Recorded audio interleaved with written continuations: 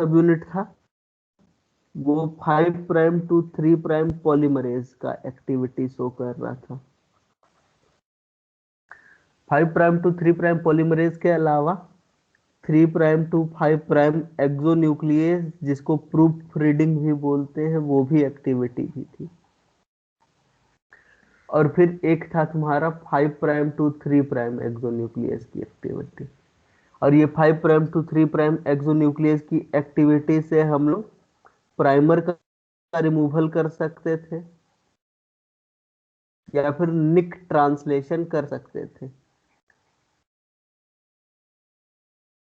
लेकिन जब हम लोग क्या करते हैं, इस डीएनए पॉलीमरेज को माइल्ड प्रोटीएज का ट्रीटमेंट देते हैं। अब प्रोटीन सीक्वेंसिंग भी हम लोग पढ़े थे, याद है?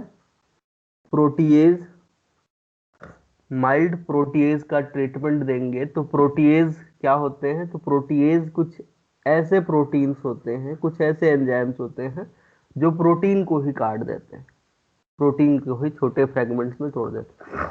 तो जैसे ही क्या होता है, डीएनए पॉलीमरेज 1 में से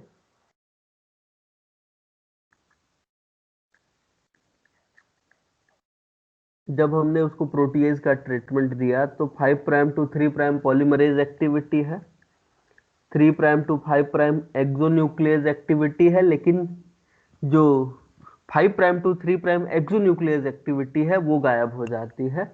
और ये वाला जो फ्रेगमेंट है इसको कहा जाता है लेनो फ्रेगमेंट। इसको क्या कहा जाता है? इसको कहा जाता है लेनो फ्रेगमेंट। अब ये लेनो फ्रेगमेंट के पास काम देखो तो दो ही काम तो है ना। एक तो वो पॉलीमराइजेशन कर सकता है, किस तरीके से काम कर सकता है? एक तो पॉलीमरेज के जैसे काम कर सकता है, और दूसरा काम क्या कर सकता है? प्रूफ रीडिंग कर सकता है। तो ये लेनो फ्रेगमेंट किसके जैसे काम कर रहा है? डीएनए पॉलीमरेज के जैसा ही काम करेगा, और डीएनए का रेप्लिकेशन करा सकता है एकदम आराम से। लेकिन क्या बहुत बड़े सीक्वेंस का करा पाएगा? क्वेश्चन ये उठता है कि क्या लेनो फ्रेगमेंट बहुत बड़े सीक्वेंस का रेप्लिकेशन करा सकता है क्या? बताओ। नहीं करा सकता है सर, नहीं करा सकता, क्यों? क्योंकि 5' to 3' उसका एक्सोन्यूक्लियस एक्टिविटी नहीं है। नहीं, उससे कोई फर्क नहीं पड़ेगा। उस प्रोसेसिविटी का बात किए थे, याद है? जब हम लोग रेप्लिकेशन पढ़ रहे थे तो प्रोसेसिविटी की बात किए थे हमने। तो डीएनए पॉलीमरेज 1 की प्रोसेसिविटी होती है कम। तो प्रोसेसिविटी जब इसकी कम है, मतलब एक बार जब वो डीएनए को रेप्लिकेट करना स्टार्ट करेगा तो कुछ न्यूक्लियोटाइड को जोड़ने के बाद हट जाएगा। पॉलीमरेज स्विचिंग पढ़े थे फिर, कि पॉलीमरेज अल्फा के बाद तुम्हारा डेल्टा और एप्सिलॉन जो होते हैं वो मेन रेप्लिकेशन के पॉलीमरेज होते हैं। डीएनए पॉलीमरेज 1 नहीं होता है। और बैक्टीरिया के केस में डीएनए पॉलीमरेज 3 मेन पॉलीमरेज होता है। तो ये डीएनए पॉलीमरेज 1 का प्रोसेसिविटी कम होता है, इसीलिए ये ज्यादा बड़े फ्रेगमेंट को रेप्लिकेट तो नहीं कर सकता, लेकिन फिर भी 1000 बेस पेयर से लेके 5000 बेस पेयर तक का 1000 बेस पेयर तक का सीक्वेंस को आराम से ये क्या कर सकता है? रेप्लिकेट कर सकता है। तो ये हो गया तुम्हारा लेनो फ्रेगमेंट का काम। अब इसे एक क्वेश्चन सुनो जो 4 नंबर में बहुत बार रिपीट हुआ। अब क्वेश्चन थोड़ा सा आराम से मैं लिख दे रहा हूं, तुम लोग लिखते चलना साथ साथ, बाद में इसको सर समझ। हाँ। सर ये प्रोसेसिविटी, निक ट्रांसलेशन, ये सब मोलिकुलर बायोलॉजी में पढ़े हैं। हाँ, प्रोसेसिविटी, निक ट्रांसलेशन सब मॉलिक्यूलर बायोलॉजी में पढ़े हैं, रेप्लिकेशन वाले टॉपिक में। जी सर। यहाँ पे सर रिमूवल ऑफ प्राइमर, ये फिर क्या ट्रीटमेंट लिखे हैं रेड कलर में? निक ट्रांसलेशन, निक ट्रांसलेशन है।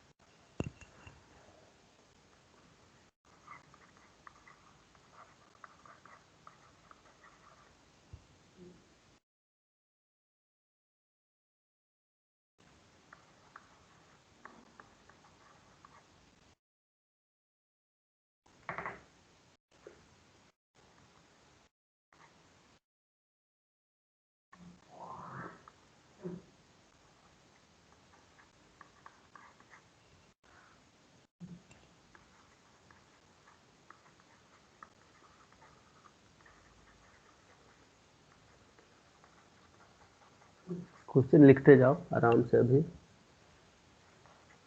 पार्ट सी का क्वेश्चन है, लंबा चलेगा।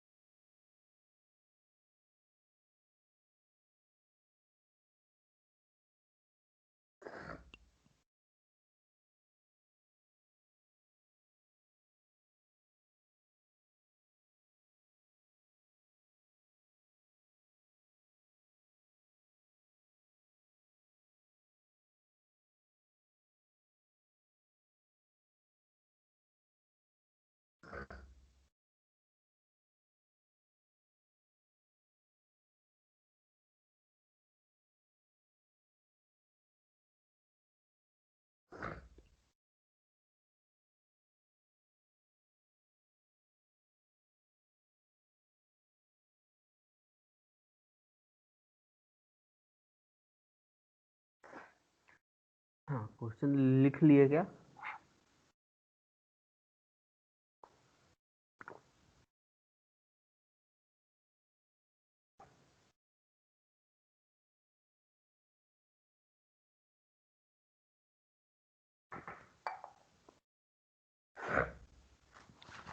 क्वेश्चन लिख लिए तो समझो क्वेश्चन क्या बोल रहा है। अभी क्वेश्चन कंप्लीट नहीं हुआ पहले, लेकिन ये लैंग्वेज क्या बोल रहा है वो समझ लो। लैंग्वेज ये बोल रहा है, ए 7 kb DNA molecule of a specific sequence has 2 EcoR1 and 1 PVU restriction endonucleotide। मतलब एक 7 kb का डीएनए है जिसके पास एक स्पेसिफिक सीक्वेंस है और इसमें 2 EcoR1 के साइट है। मार्क करने लायक बात, 2 EcoR1 का साइट है और एक PVU1 का साइट है। टोटल साइज है 7 kb का। और ये जो रेस्ट्रिक्शन साइट है वो दिखाया गया है यहाँ पे। तो मान लो यहाँ पे इको आर वन का रेस्ट्रिक्शन साइट दिखा रहा हूं मैं। इको आर वन का रेस्ट्रिक्शन साइट है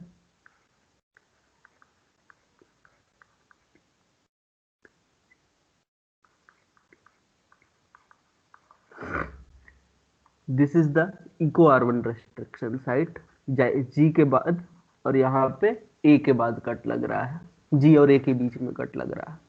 ये इको आर वन का रेस्ट्रिक्शन साइट हो गया। उसके अलावा पी भी यू सेकेंड का जो रेस्ट्रिक्शन साइट है वो कुछ ऐसा।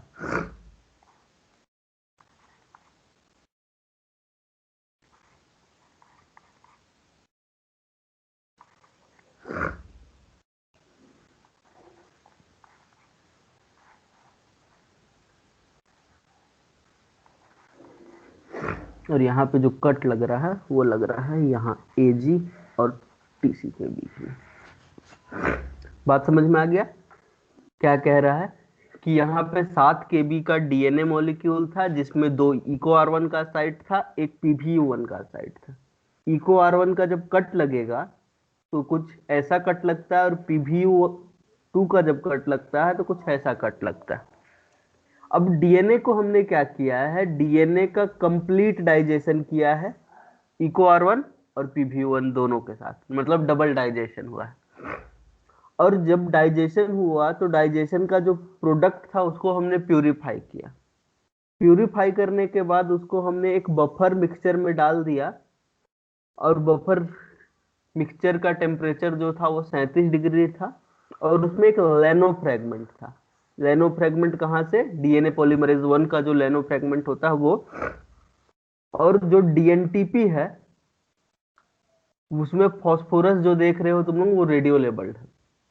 जो फॉस्फोरस है वो कैसा है? रेडियो लेबल्ड है। अब लेनो फ्रेगमेंट और रेडियो लेबल्ड वाले डीएनटीपी को जब हमने डाला, एक घंटे तक हमने क्या किया, यहाँ पे रिएक्शन करवाया और फिर रिएक्शन का जो प्रोडक्ट था उसको हमने प्यूरिफाई किया और एनालाइज किया। और एनालाइज किया by using ethidium bromide and auto radiography. एक बार इथिडियम ब्रोमाइड दिया, एक बार ऑटो रेडियोग्राफी दिया। अब देखो तुमको रिजल्ट कुछ ऐसा मिला है। रिजल्ट सिंपल सा है।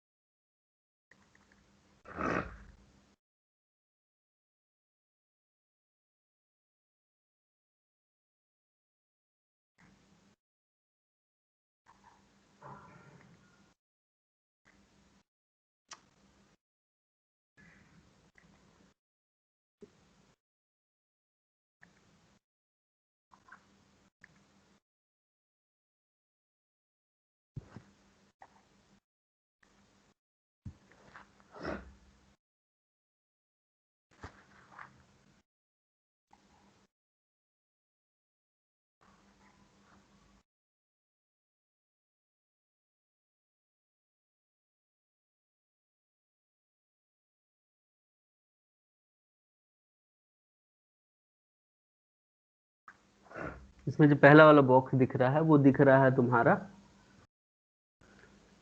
इथिडियम ब्रोमाइड से जो हमने स्टेनिंग की थी उसकी वजह से। ये ईटीबीआर वाला है और ये ऑटो रेडियोग्राफी वाला है।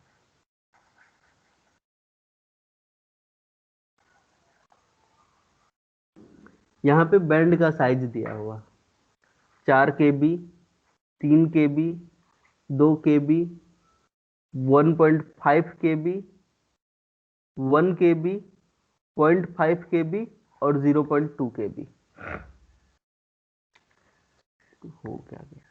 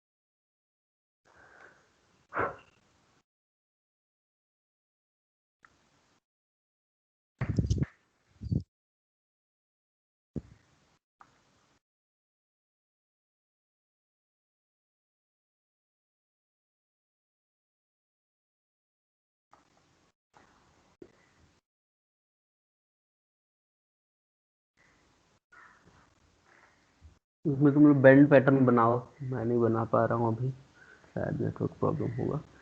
दो चीज बनाना, बॉक्स, एक बॉक्स में ईटीबीआर वाला स्टेनिंग दिखेगा, दूसरे बॉक्स में ऑटो रेडियोग्राम वाला स्टेनिंग दिखेगा। ईटीबीआर वाले स्टेनिंग में बैंड बनाना, एक 4 का, एक 3 का, एक 2 का, एक 1.5 का, एक 1 का, एक 0.5 का, एक 0.3 का। और तो उसमें एक सर स्लोली सर इतना फास्ट हो गया है बनाने। एक बॉक्स जिसमें तुम लोगों को 6 बैंड बनाना, 6 या 7। एक 4 KB पे, मतलब बैंड मत बनाओ अभी, बस लिखो डीएनए का साइज बगल में।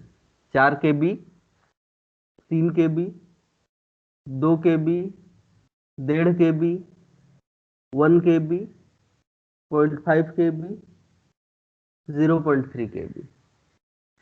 ये चीज लिख लिए। 4, 3, 2, 1.5, 1, आधा, 1/3, मतलब 0.3, 0.3, 0.5, 1, 1.5, 2, 3, 4। अब जो तुम्हारा ईटीबीआर वाला है उसमें बैंड बनेगा एक 3 पे, 3 KB पे एक बैंड बन रहा है, फिर 2 KB पे एक बैंड बन रहा है, फिर 1.5 KB पे एक बैंड बन रहा है, और एक 0.5 KB पे बैंड बन रहा है। और जबकि ऑटो रेडियोग्राम वाले पे आओ, तो ऑटो रेडियोग्राम वाले में 3 KB पे एक बैंड बन रहा है, 2 KB पे एक बैंड बन रहा है, और 0.5 KB पे एक बैंड बन रहा है।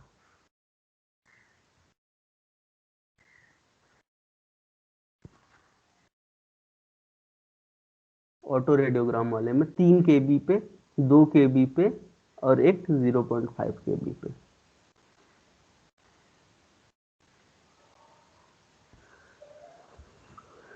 अब तुम लोग को ये पता लगाना है मात्र कि डीएनए जो है वो लीनियर है कि सर्कुलर है। और डीएनए अगर चाहे लीनियर हो चाहे सर्कुलर है, तो उसमें जो तुम्हारा रेस्ट्रिक्शन साइट का पोजीशन क्या है। उससे पहले क्वेश्चन मेरा पहला ये है कि जो ईटीबीआर से स्टेनिंग की हमने, और जब ऑटो रेडियोग्राम से स्टेनिंग विजुअलाइजेशन किया हमने, तो दोनों में हम लोग को अलग अलग बेंडिंग पैटर्न क्यों देखने को मिल रहा है? Why there is a different bending pattern when we are visualizing DNA by using ETBR and autoradiograph? तुम लोगों को क्या लगता है? सर तो उसमें लेनो फ्रेगमेंट का यूज किए हैं तो न्यू न्यूक्लियोटाइड जुड़ा। हम्म तो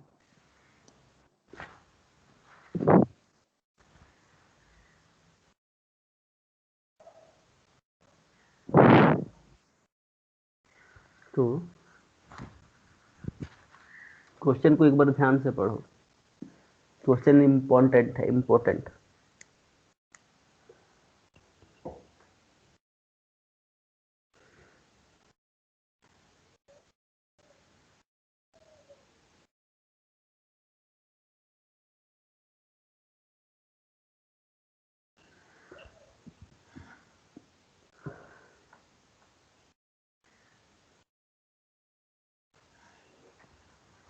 ये जो रेस्ट्रिक्शन साइट लिखने के लिए बोला था वो लिख लिए थे ना, इको R1 का और PVO1 का रेस्ट्रिक्शन साइट, जो स्क्रीन पे दिख रहा है तुम लोगों को।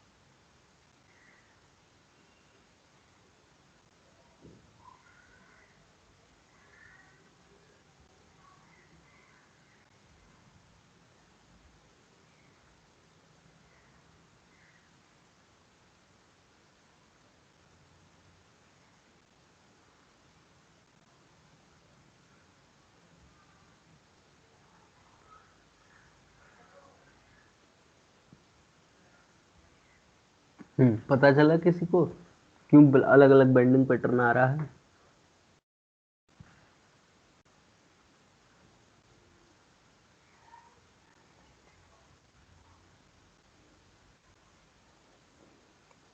नहीं आ रहा है सर। सिंपल सा चीज समझो, देखो जब लेनो फ्रेगमेंट काम कर रहा होगा, लेनो फ्रेगमेंट को जब काम करना होगा तो लेनो फ्रेगमेंट को काम करने के लिए वो क्या करेगा?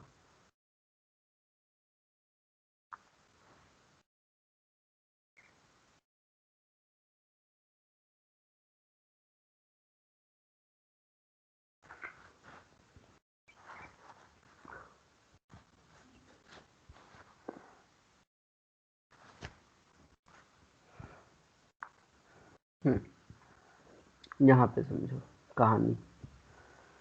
7 KB का प्लाज्मिड था, 7 KB के प्लाज्मिड को जब हमने क्या कर दिया यहाँ पे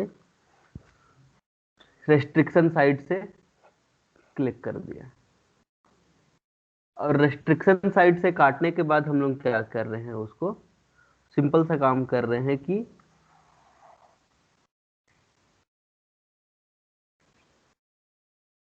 हम लोग उसको लेनो फ्रेगमेंट से ट्रीट कर रहे हैं। अब लेनो फ्रेगमेंट डीएनए पॉलीमरेज के जैसा ही तो काम करता है ना। तो डीएनए पॉलीमरेज का काम होता है जब अगर तुम्हारा टेम्पलेट प्रेजेंट होगा तब जाके वो क्या करेगा, नए न्यूक्लियोटाइड को ऐड करेगा। अब जब इको R1 कट लगा रहा है तो इको R1 का कट लगाने का तरीका देखो। इको R1 लगाता है यहाँ पे कौन सा कट, स्टिकी एंड वाला कट, स्टैगर्ड कट भी जिसको कहा था हमने किसी जमाने में। जबकि PbU1 कट लगाएगा तो वो कैसा कट लगाएगा, ब्लंट एंड वाला कट लगाएगा। और जैसे ही ब्लंट एंड वाला कट लगा, ठीक है, ये ब्लंट एंड वाला कट लग गया PbU1 की वजह से, और इको R1 की वजह से कैसा कट लगा, स्टिकी एंड वाला कट लगा। अब जब हम लोग लेनो फ्रेगमेंट से ट्रीट करेंगे तो जो 3 प्राइम दिख रहा है तुम लोगों को, इस 3 प्राइम पे क्या किया जाएगा, नए न्यूक्लियोटाइड को ऐड किया जाएगा। अब नए न्यूक्लियोटाइड जो ऐड कर रहे हैं, तो जो नए न्यूक्लियोटाइड है वो कैसे हैं, they are labelled, radio labelling है उसमें। तो जहां पे भी नए न्यूक्लियोटाइड ऐड होंगे वहां से रेडियो सिग्नल्स निकलेंगे, रेडियो एक्टिविटी निकलेगी। और जहां पे, अब यहाँ पे देखो PbU1 में ब्लंट एंड कट लगा हुआ है, और ब्लंट एंड कट लगने का मतलब है कि यहाँ पे टेम्पलेट प्राइमर का जंक्शन नहीं है, और टेम्पलेट प्राइमर का जंक्शन नहीं होने की वजह से यहाँ पे DNA की सिंथेसिस हो नहीं सकता। तो यहाँ पे यही समझना है हम लोग को कि जब लगेगा कट स्टिकी एंड वाला, स्टिकी एंड वाला कट लगने के केस में लेनो फ्रेगमेंट इसके ऊपर नए न्यूक्लियोटाइड को ऐड कर सकता है, क्योंकि वो पॉलीमरेज के जैसे काम कर। लेकिन अगर क्या हो जाए, यहाँ पे हम लोग को ये देखने को मिले कि कट जो है वो ब्लंट एंड वाला, तो उस केस में तुम्हारा लेनो फ्रेगमेंट इसके ऊपर कोई भी नए न्यूक्लियोटाइड को ऐड नहीं कर पाएगा। अब देखो ETBR क्या करता है, DNA के साथ बाइंड हो जाता है और सिग्नल देता है, जबकि ऑटो रेडियोग्राफी में सिग्नल तभी मिलता है जब वहां पे रेडियो लेबल्ड वाले न्यूक्लियोटाइड होंगे। अब मैंने तुमको क्या बोला है कि हमारे पास 2 बैंडिंग पैटर्न दिख रहे हैं, उसमें बैंड है एक 4 पे, फिर एक 3 पे, फिर 2 पे, उसके बाद 1.5 पे, फिर 1 पे, फिर 0.5 पे, फिर 0.3 पे। सेम यहाँ पे भी है 4 3 2 1, सॉरी 1.5, फिर 1, 0.5, 0.3।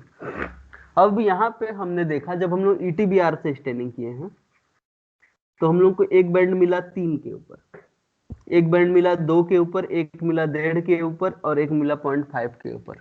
लेकिन जब हम लोग ऑटो रेडियोग्राम कर रहे हैं तो 3 के ऊपर, 2 के ऊपर और 0.5 के ऊपर ही बैंड मिल रहा है।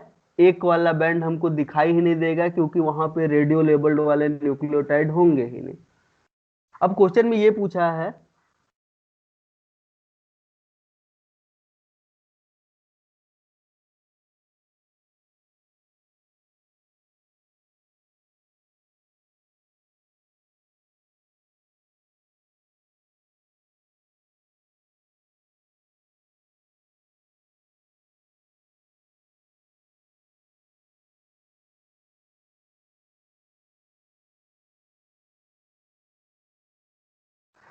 कि DNA का सीक्वेंस कैसा होगा।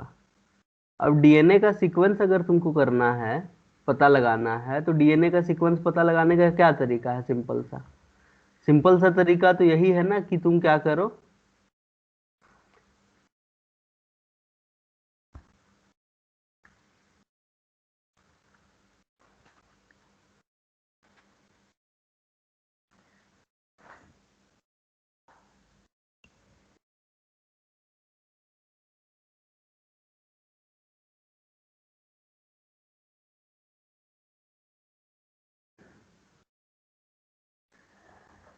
उसको पता लगाने का सिंपल सा तरीका ये है कि तुम बेंडिंग पैटर्न को ऑब्जर्व करो। और बेंडिंग पैटर्न को ऑब्जर्व करने के लिए अब तुम ये देखो कि पहले टोटल DNA का साइज कितना था। टोटल DNA का साइज निकल के आया था 7 KB। तो जो पूरा कंप्लीट DNA है वो 7 KB का होगा।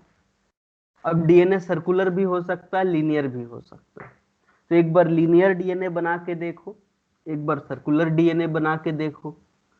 कि अगर लीनियर डीएनए बनाए और उसके ऊपर 2 इको R1 का साइट रखे, एक PBU1 का साइट रखे, तो क्या हम लोग को 4 बैंड मिलेगा? या फिर मैं सीधे हाँ सीधे मिलेगा। तुम लोग को 4 ऑप्शन देता हूँ, उसमें से मेरे को सीधा सीधा ये बताओ कि तुम्हारा डीएनए कौन सा है 7 KB वाला। मान लो ये हो गया circular DNA,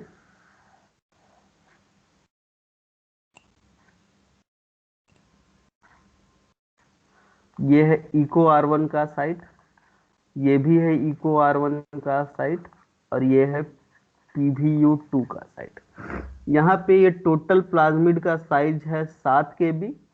2 eco R1 site के बीच में 2 KB का डिस्टेंस है, और ये जो बचा हुआ हिस्सा है वो 4.5 का है। ठीक, यहाँ इको R1 से PBU1 के बीच का हिस्सा 4.5 का। उसके बाद एक और ऑप्शन दिया हुआ है कुछ ऐसे, लीनियर सर्कुलर डीएनए ही है।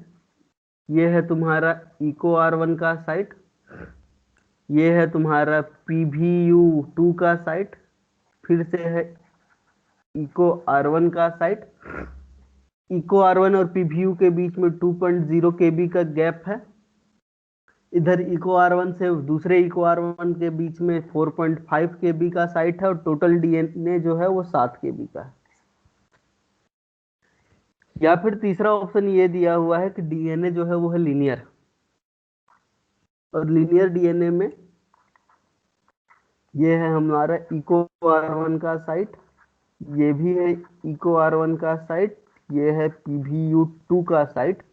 यहाँ पे जो साइज है वो दिख रहा है 3 KB का, फिर 2 KB का, फिर 0.5 KB का, फिर मिल रहा है 1.5 KB का। उसके बाद चौथा ऑप्शन जो है वो कुछ ऐसा है, यहाँ पे तुम्हारा इको R1 का साइट है, उसके बाद तुम्हारा PBU2 का साइट है, उसके बाद फिर इको R1 का साइट है। यहाँ पे साइज है 3 KB, 2 KB, 0.5 KB, और यहाँ पे है तुम्हारा 1.5 KB। तो इन चारों ऑप्शन में से कौन सा ऑप्शन जो है वो फुलफिल कर रहा है तुम्हारे पहले ग्राफ को, मतलब पहला वाला जो बेंडिंग पैटर्न है उसको। फिर उसके बाद जो तुमको बेंडिंग पैटर्न ठीक लग रहा है, उसके बाद तुम उसको मिलाओ ऑटो रेडियोग्राम से, कि जब हम लोग ऑटो रेडियोग्राम से उसको करेंगे तो रेडियो सिग्नल वहीं पे मिलेगा जहां पे इको R1 कट लगाया हुआ है। PBU1 के पास कट के पास तुम लोग को कोई भी रेडियो लेवल वाला सिग्नल देखने को नहीं मिलेगा। तो इन चार में से कौन सा ऑप्शन है तुम्हारा जो तुम्हारा डीएनए?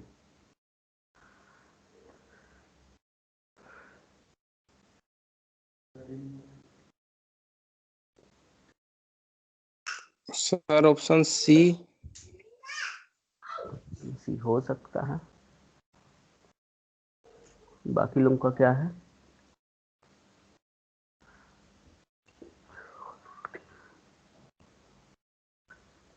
बी, ए बी, ये वाला सी है ना सर्कुलर वाला, वो बी नंबर वाला होगा। लीनियर है इको R1 2, फिर PU, वही वाला बी है ना सर? हम्म। हाँ वही लग रहा है।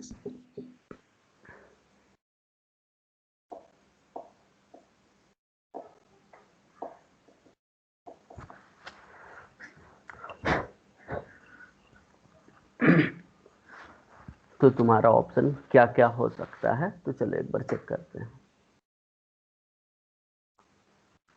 मान लो यहाँ पे कट लगा, इको R1 के बाद कट लगेगा, तो एक कट यहाँ पे, एक कट यहाँ पे, और PBU से कट लगेगा तो यहाँ पे 2 और 4, ये हो गया तुम्हारा 6.5, और ये इसके बीच में 0.5 है, यहाँ पे भी 0.5 है। वो नहीं भी दिया हुआ है तो तुम कैलकुलेट करके निकाल सकते हो। 4 2 6, 6.5, 0.5 मतलब कि 7। तो अब सिंपल सा चीज देखो, जब यहाँ पे कट लगेगा तो कितने बैंड मिलेंगे? तो जितने रेस्ट्रिक्शन साइट उतने ही बैंड मिलते हैं। एक मिलेगा 4.5 का बैंड, एक मिलेगा 2 का बैंड और एक मिलेगा 0.5 का बैंड। लेकिन जब तुम लोग ईटीबीआर वाला बैंड देख रहे हो तो एक मिल रहा है तुमको 3 पे, एक मिल रहा है 2 पे, एक मिल रहा है 1.5 पे और एक मिल रहा है 0.5 पे। तो तुम्हारा किसी भी तरीके से पहला वाला तो सेटिस्फाई नहीं कर रहा है तुम्हारे पहले वाले डायग्राम को। दूसरे पे और कट लगाओगे तो दूसरे बार कट लगने के बाद भी सेम वही होगा। एक बैंड मिलेगा तुमको 4.5 का, एक मिलेगा 0.5 का और एक मिलेगा 2 केबी का। तो सी वाला ऑप्शन भी तुम्हारे पहले डायग्राम को, मतलब पहला इलेक्ट्रोफोरेसिस को सेटिस्फाई नहीं कर रहा। अब एक काम करो, अब कट लगाओ इसको। तो यहाँ पे एक 3 केबी का बैंड मिलेगा, एक 2 केबी का बैंड मिलेगा, एक 1.5 का मिलेगा, एक 0.5 का। एकदम सही बात है। यहाँ पे भी कट लगाओगे, एक 3 का मिलेगा, एक 2 का मिलेगा, एक 1.5 का मिलेगा और एक 5 का मिलेगा। मतलब दोनों में से कोई एक आंसर होगा। तो पहला वाला डायग्राम से तुमको ये समझ में आएगा कि फ्रेगमेंट जो मिल रहा है वो कौन सा होगा। अब सिंपल सा चीज ये देखना है कि तुमको रेडियोग्राम में क्या क्या मिला।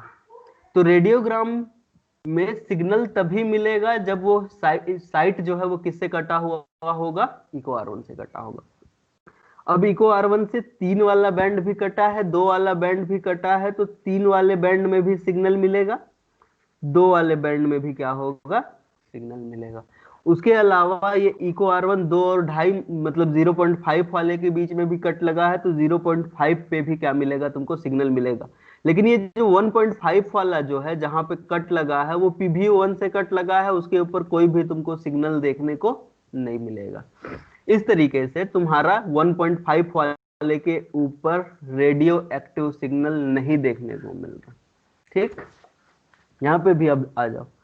अब यहाँ पे 3 केबी वाले पे सिग्नल मिलेगा क्योंकि इको R1 से कट लगा है। 1.5 वाले और 0.5 वाले के ऊपर भी क्या होगा,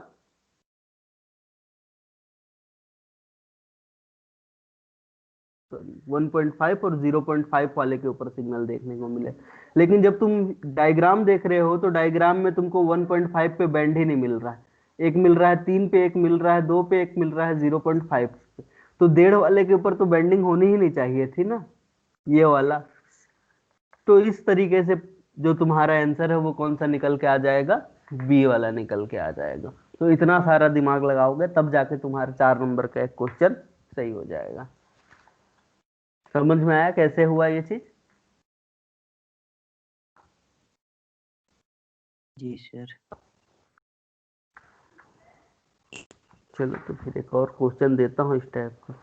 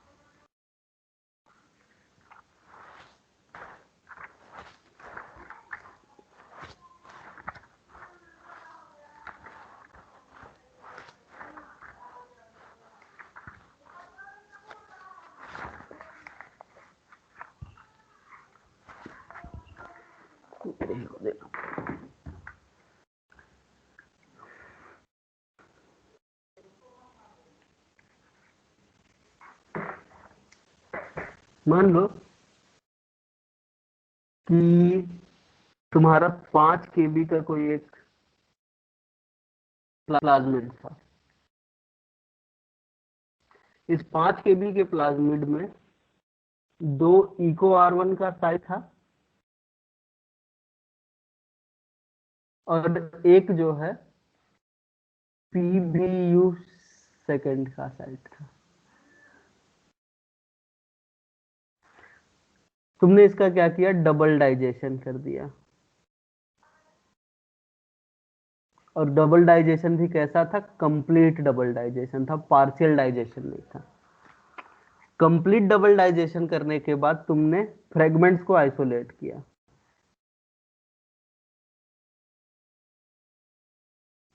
और फ्रेगमेंट को आइसोलेट करने के बाद ऐसे बफर में डाला जिसमें क्या था, तुम्हारा लेनो फ्रेगमेंट था। और उसके बाद तुमने एक बार उसको ईटीबीआर से विजुलाइज किया और एक बार तुमने उसको किससे विजुलाइज किया, ऑटो रेडियोग्राफी से विजुलाइज किया। पहली बात तुम लोग को यहीं पे बता दे रहा हूं कि इको R1 जो है वो स्टैगर्ड कट लगाता है और ये जो है वो ब्लंट कट लगाता है। अब हमने क्या किया, बेंडिंग पैटर्न को ऑब्जर्व किया।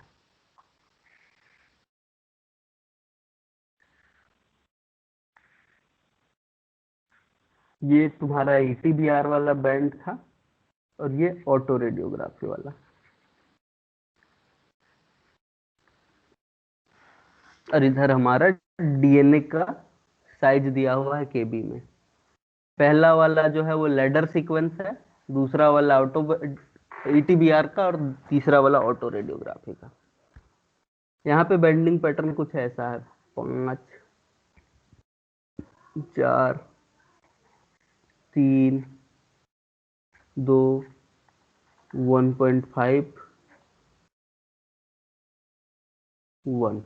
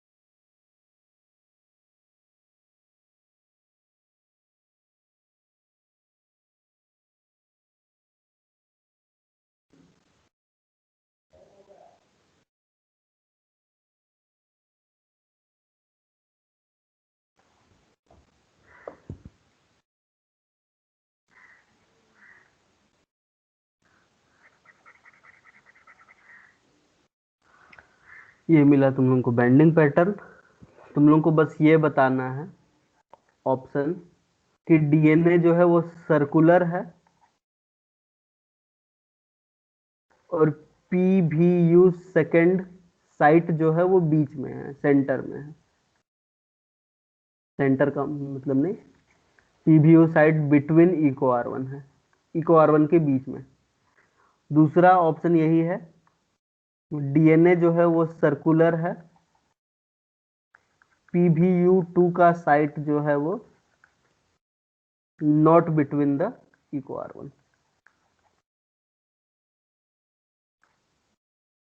तीसरा ऑप्शन ये है, डीएनए लीनियर है, मतलब तीसरा ऑप्शन में बस ये सर्कुलर को चेंज करके लीनियर कर लेना और चौथा ऑप्शन में भी सर्कुलर को चेंज करके लीनियर कर लेना। तो ये हो गया तीसरा ऑप्शन, ये हो गया चौथा ऑप्शन। तो तुम लोगों को इसको देख के प्रिडिक्ट करना है कि ऑप्शन क्या हो सकता है, इनमें से कौन कौन सा कॉम्बिनेशन सही हो सकता है। क्वेश्चन समझ में आ गया है ना, क्या बोल रहा है।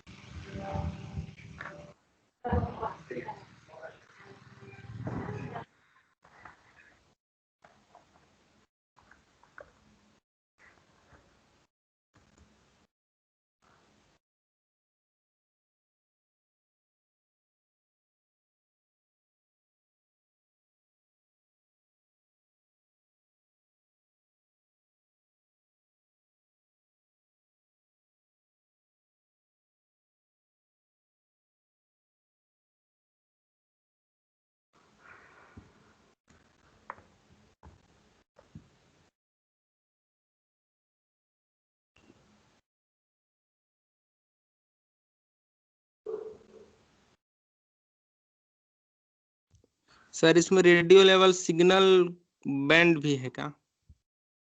ये तो है ना, ऑटो रेडियोग्राफी किए हैं हम।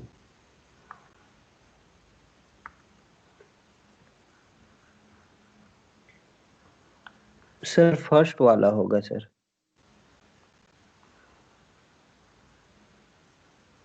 सर सेकेंड वाला होना चाहिए।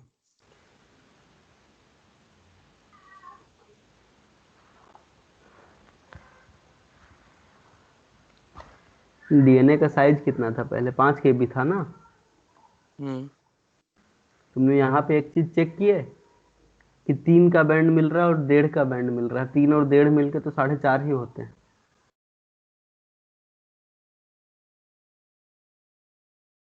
5 का बैंड कहाँ मिल रहा है तुम लोगों को?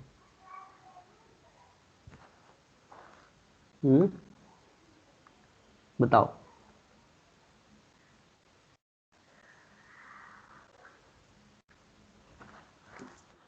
और सेम सेम 2 बैंड मिलना था लेकिन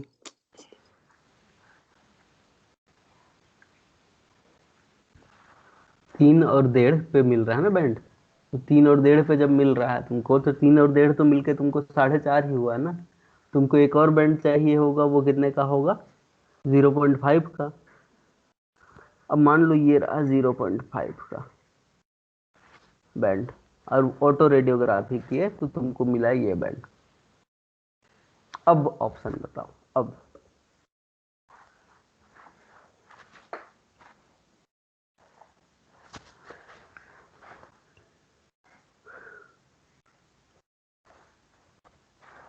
इसीलिए क्वेश्चन पहले थोड़ा सा एनालाइज कर लेना है, हमेशा ट्रिक पे मत उतर जाना कि अच्छा ऐसा बताए थे।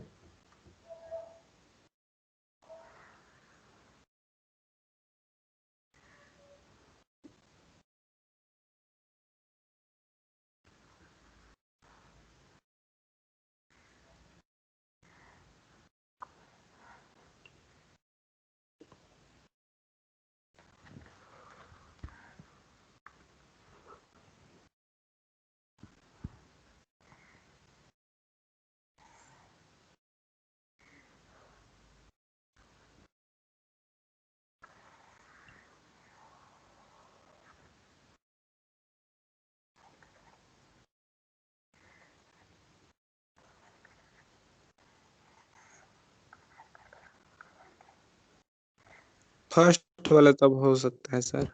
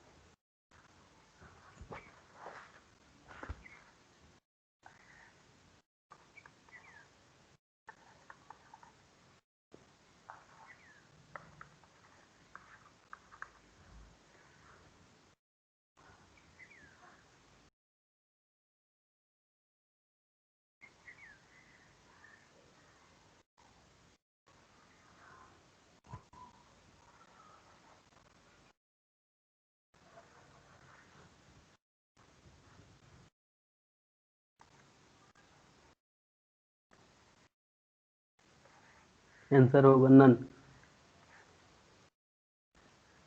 कैसे? देखो सिंपल सा चीज समझो।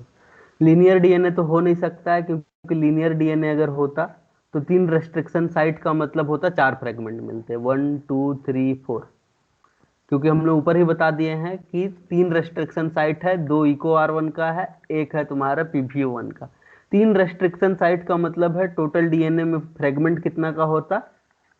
4 फ्रेगमेंट होते, 1 2 3 एंड 4। तो लीनियर डीएनए तो होगा नहीं। सर्कुलर डीएनए हो सकता है, लेकिन सर्कुलर डीएनए के केस में तुमने क्या किया? दोनों चीज अपना के देख लिया। एक बार पीवीयू को साइड में रखा और एक बार पीवीयू को बीच में रख दिया। अब यहाँ पे थोड़ा सा एनालाइज करो। जो पीवीयू साइड में था, इको R1 यहाँ पे कट लगाया, इको R1 यहाँ पे कट लगाया। जब इको R1 3 पे भी कट लगाया है, 1.5 पे भी कट लगाया है, दोनों पे सिग्नल मिलेगा, और यहाँ पे इको R1 0.5 पे कट लगाया है, तुमको सिग्नल कहाँ पे मिलेगा? 0.5 पे भी मिलेगा। First case. दूसरे केस में हमने क्या किया, इको R1 कट लगा, 3 पे बैंड मिला, 1.5 पे मिला, और इधर से 0.5 पे भी मिल जाएगा। मतलब रेडियोग्राफी में भी तीनों का तीनों बैंड हम लोग को मिलना चाहिए था, जिसको नहीं दिखाया था मैं। तो इनमें से कोई भी नहीं, ऐसा आंसर तुम लोगों का हो सकता है एनालाइज करने के बाद। तो पूरा का पूरा केस तुम लोग को एनालाइज करना पड़ेगा, तब जाके तुम लोग का आंसर निकल के आएगा। ठीक, तो ये हो गया तुम लोग का ऑप्शन और आंसर।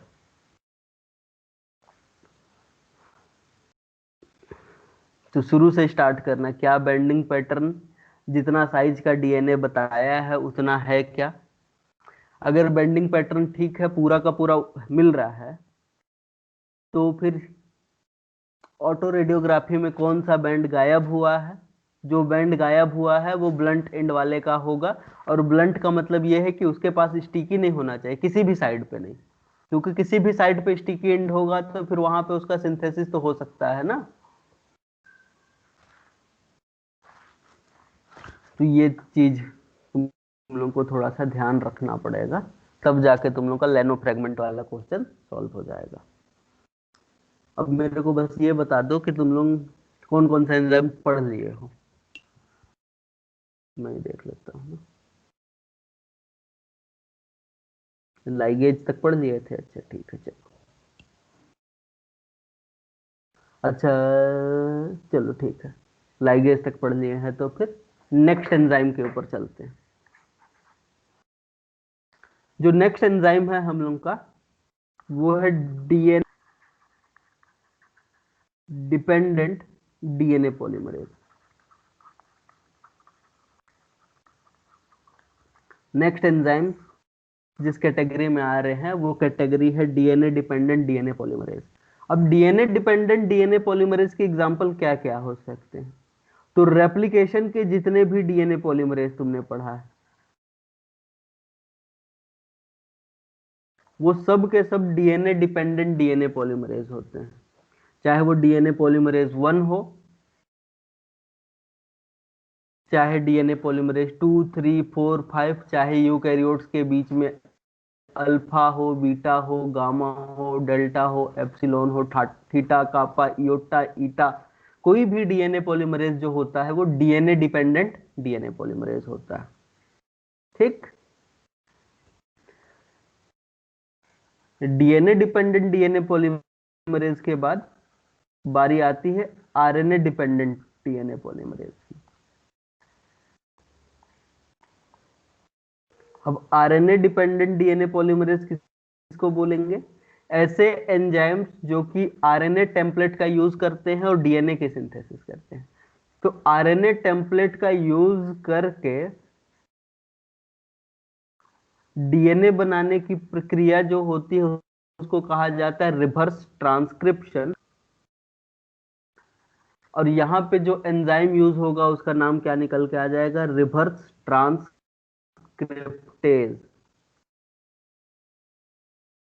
क्या निकल के आ जाएगा? Reverse transcriptase. इसके अलावा एक और एंजाइम हमने पढ़ा है जो एंड रेप्लिकेशन प्रॉब्लम को सॉल्व करता है, जिसका नाम होता है टीलोमरेज।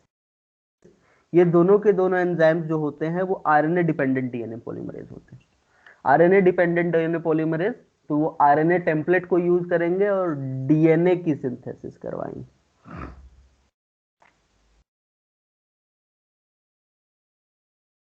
फिर इसके बाद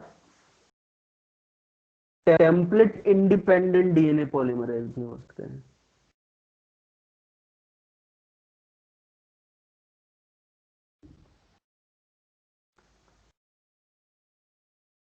टेम्पलेट इंडिपेंडेंट मतलब इनको टेम्पलेट की जरूरत पड़ती ही नहीं, बिना टेम्पलेट के भी ये लोग क्या कर सकते हैं? न्यूक्लियोटाइड को ऐड कर सकते हैं 3 प्राइम के ऊपर। एग्जांपल निकल के आता है TDT, टर्मिनल डीऑक्सी ट्रांसफरेज। एक होता था टेम्पलेट इंडिपेंडेंट आरएनए पॉलीमरेज।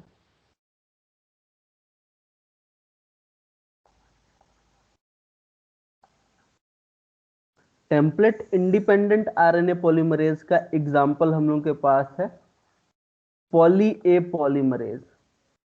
याद करो, ये पॉली ए पॉलीमरेज यूज कर रहे थे हम लोग 3 प्राइम पे पॉली ए टेलिंग, और पॉली टेलिंग के लिए हम लोग को किसी भी टेम्पलेट की जरूरत नहीं पड़ती है।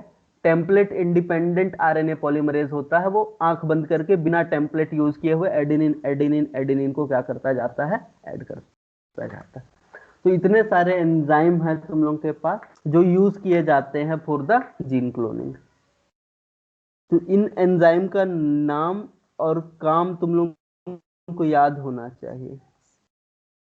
तो ये सब एंजाइम कहाँ यूज कर लिए जाएंगे, for the cloning of the DNA.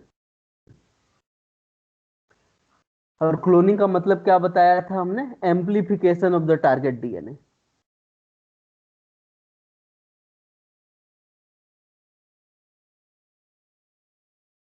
जो टारगेट डीएनए होता है उसका एम्प्लीफिकेशन कराना है तुमको। टारगेट डीएनए तुम्हारा डिजायर्ड हो सकता है। और जब तुम जीन क्लोनिंग कर रहे हो तो तुमको क्लोनिंग वेक्टर्स की जरूरत पड़ेगी। अब क्वेश्चन ये उठता है कि ये क्लोनिंग वेक्टर क्या होते हैं, और क्लोनिंग वेक्टर में भी ये क्वेश्चन उठता है कि पहले वेक्टर क्या होते हैं, तब तो हम लोग क्लोनिंग वेक्टर्स की बात करेंगे। तो पहले समझते हैं वेक्टर्स किनको कहा जाता है।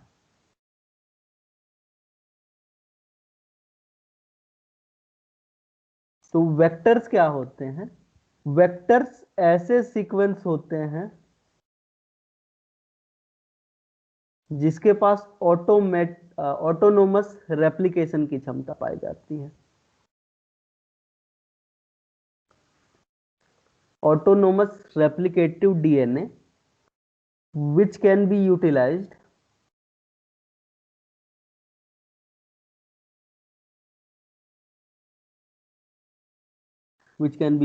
for increasing copy number of DNA। DNA की कॉपी नंबर को इंक्रीज करने के लिए हम इनका यूज कर सकते हैं। तो दे आर वेक्टर। वेक्टर जो है ना वो दो तरीके के हो सकते हैं। एक हो सकता है क्लोनिंग वेक्टर और एक हो सकता है एक्सप्रेशन वेक्टर।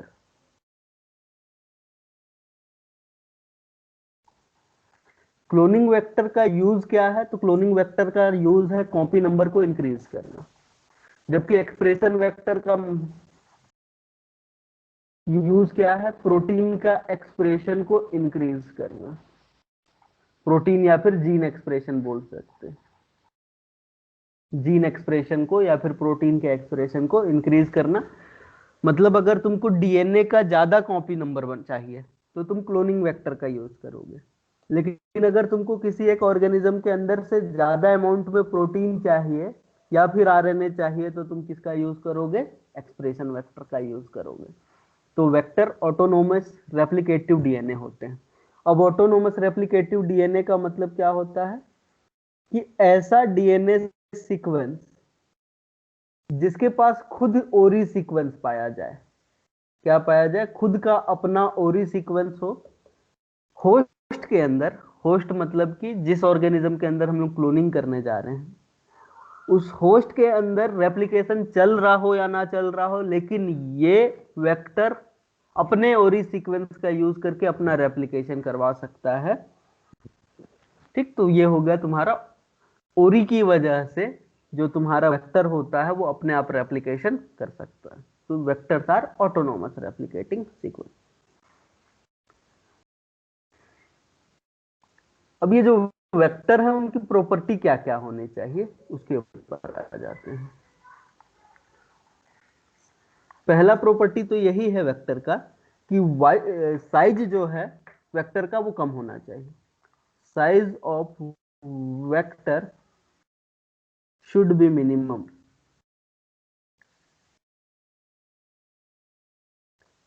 वेक्टर की साइज क्या रहे, कम रहे। दूसरा, वेक्टर में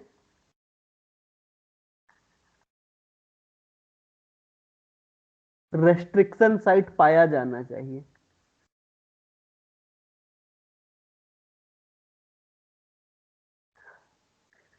रेस्ट्रिक्शन साइट के साथ ही साथ vector should contain a selection marker. Selection marker का मतलब कुछ ऐसे जीन होने चाहिए जिसका यूज करके हम लोग सेलेक्ट कर सकते हैं कि हमारा वेक्टर उसके अंदर पहुंच गया है। तो क्या होना चाहिए, तीसरा चीज सिलेक्शन मार्कर होना चाहिए। उसके बाद अगर यहां पे समझो एक से ज्यादा मार्कर है तो वो बेनिफिशियल है। अभी दिखाऊंगा कैसे, थोड़ा देर के बाद या फिर कल, कि एक से ज्यादा अगर मार्कर होगा तो वो बेनिफिशियल होता है सिलेक्शन प्रोसेस के लिए। दो मार्कर है तो बेस्ट है, या फिर उससे भी ज्यादा मार्कर हो सकते हैं, लेकिन दो मार्कर बहुत अच्छा सिस्टम होता है सिलेक्शन के लिए।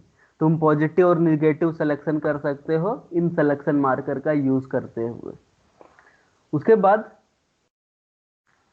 वेक्टर के पास ओरी होना चाहिए।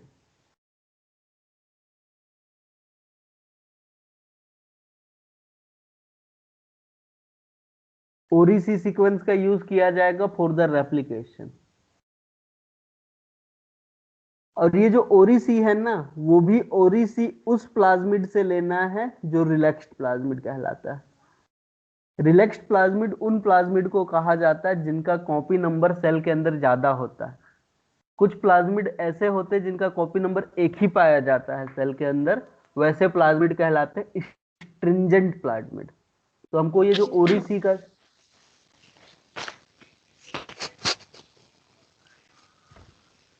हमको ये जो ओरीसी का सीक्वेंस चाहिए वो रिलैक्स्ड प्लाज्मिड से चाहिए, स्ट्रिंजेंट प्लाज्मिड से नहीं चाहिए। और वेक्टर के पास क्या होना चाहिए, मल्टीपल क्लोनिंग साइट होना चाहिए।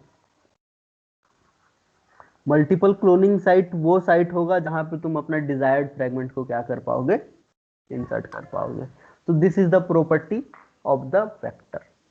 छोटा साइज का होना चाहिए, वेक्टर के पास रेस्ट्रिक्शन साइट होना चाहिए, सिलेक्शन मार्कर होना चाहिए, उसके पास रिलैक्स्ड प्लाज्मिड से आया हुआ ओरीसी सीक्वेंस चाहिए, और मल्टीपल क्लोनिंग साइट चाहिए।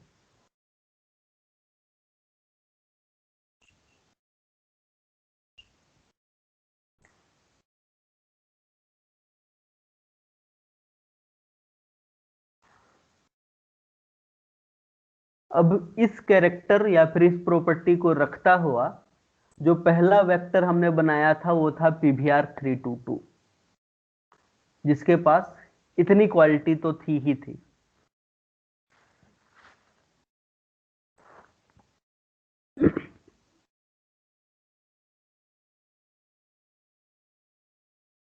तो पहला वेक्टर जो था वो था PBr322। अब सर ये जो PBr, हाँ बताओ क्या हो गया। आज एक्सप्लाइट है उसका मतलब बैक्टीरिया के अंदर ही मतलब नंबर ज्यादा रहेगा। हाँ, रिलैक्स प्लाज्मिड ना, तो हाँ होस्ट के अंदर, बैक्टीरिया ही नहीं, होस्ट कुछ भी हो सकता है। यहाँ पे host can be any organism that provide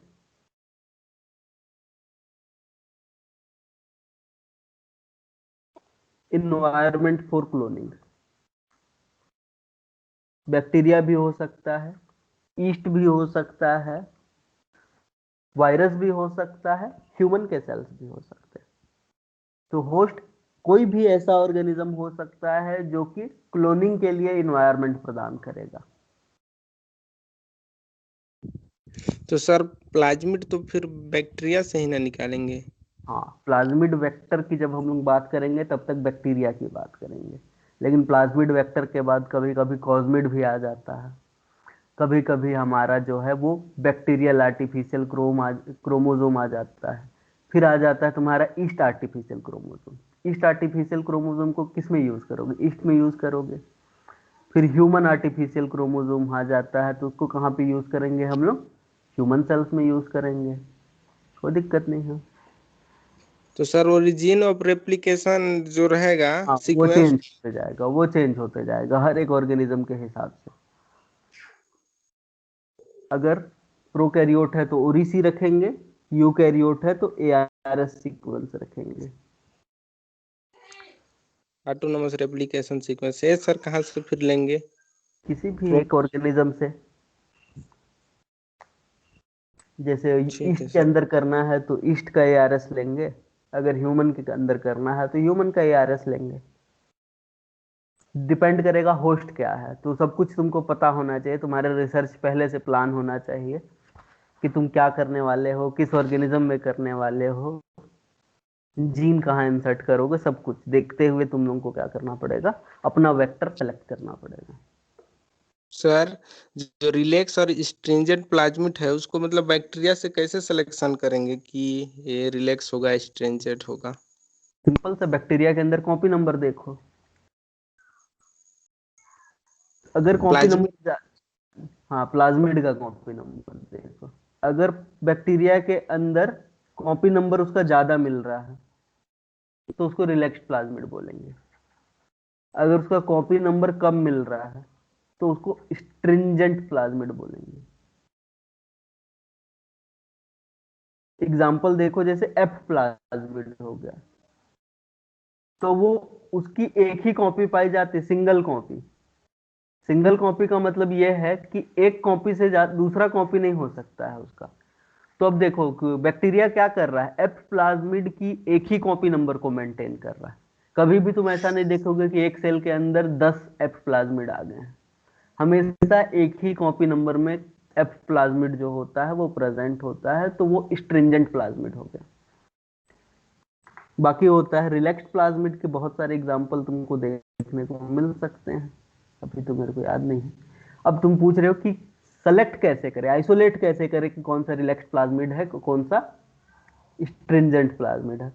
simple, density gradient centrifugation कराओ, प्लाज्मिड आइसोलेट करो और उसका डेंसिटी ग्रेडियंट करवाओ। और जब डेंसिटी ग्रेडियंट सेंट्रीफ्यूगेशन कराओगे तो जब प्लाज्मिड तुमने आइसोलेट किया है और प्लाज्मिड आइसोलेट करने के बाद डेंसिटी ग्रेडियंट सेंट्रीफ्यूगेशन कराए, तुमको एक बैंड मिला मोटा और एक बैंड मिला पतला। इसको देख के तुम क्या बोल सकते हैं कि जो मोटा बैंड है उसका कॉपी नंबर क्या है, ज्यादा है, और जो पतला बैंड है उसका कॉपी नंबर कम है। तो ये हो गया तुम्हारा एक एक तरीका, बहुत सारे तरीकों में से एक तरीका, डेंसिटी ग्रेडियंट करवा सकते हो तुम। जी सर, ठीक है। कैपिलरी इलेक्ट्रोफोरोसिस भी करवा सकते हो तुम, और भी बहुत सारे तरीके हैं।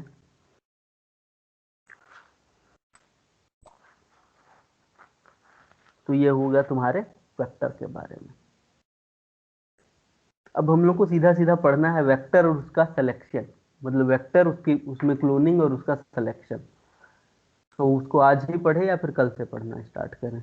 क्योंकि इतने जितने एंजाइम तुम लोग देख रहे हो उतना एंजाइम का यूज करेंगे हम लोग। बताओ।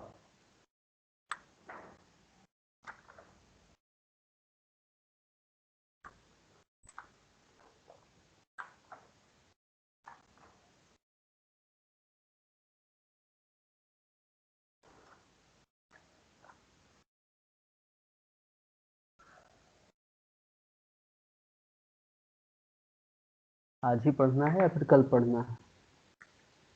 कल ही पढ़ लेंगे सर। ठीक है, तो फिर कल ही पढ़ लेंगे। इतना एंजाइम का नाम और काम याद होना चाहिए, कल पूछूंगा मैं।